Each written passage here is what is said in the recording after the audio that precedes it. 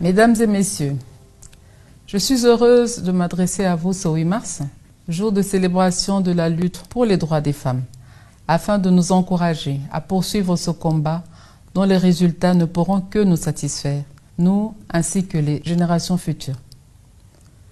Je joins ainsi ma voix à celle de toutes les femmes et tous les hommes qui, chaque jour, luttent sans relâche pour un monde réellement égalitaire et l'implication de la femme au développement de notre beau pays au travers d'une autonomisation efficiente et durable. Il paraît plus qu'évident que plusieurs batailles ont été remportées. Je peux souligner à titre d'exemple le taux de participation record des femmes au gouvernement actuel. Toutefois, le chemin reste encore long et difficile. Il exige un renouvellement permanent de notre engagement. Cependant, pour transformer l'étincelle de la flamme du développement en un feu qui embrasse toute trace de pauvreté systémique, il est plus que souhaitable d'agir ensemble de manière plus intelligente, car il y va de l'avenir même de notre planète. En effet, notre planète se meurt. Nos pratiques ne sont plus adaptées et menacent notre avenir et celui de nos enfants. La RDC s'est récemment positionnée à juste titre comme pays solution dans la réponse mondiale à la problématique du changement climatique.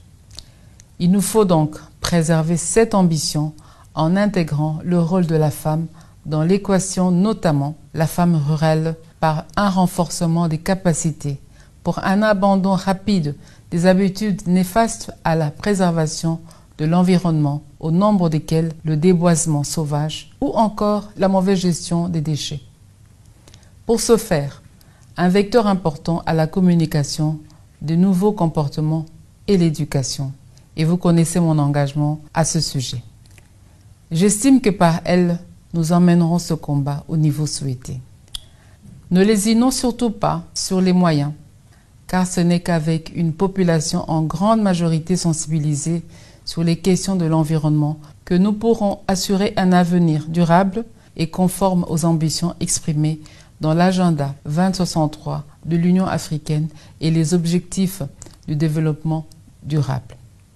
Puisque tout ceci ne pourra être possible sans la paix et la sécurité, j'exhorte donc chacun de nous à promouvoir les gestes qui les favorisent et les consolident davantage.